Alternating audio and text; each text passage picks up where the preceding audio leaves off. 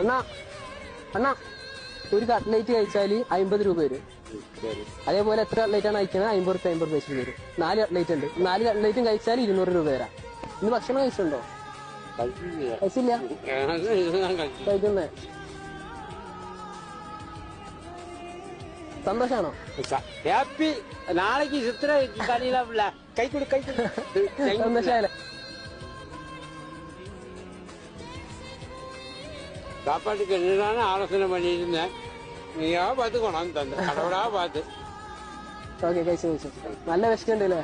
വിശക്കും കിട്ടില്ല. 3 കഴിച്ചു. 4ാമത്തത് ഓക്കെ കഴിച്ചു കഴിച്ചു കഴിച്ചു. നാളെ ഉണ്ടാ എന്നെങ്ങനെ അറിഞ്ഞിട്ടില്ല. ഇല്ല എന്താ ചെയ്യാൻ പറ്റും? ദൈവമാ பார்த்து കൊണ്ടു വിട്ടില്ല. സന്തോഷമാ. അപ്പൊ 4 കഴിച്ചു. 4 കഴിച്ചു. 200 രൂപ കേട്ടോ.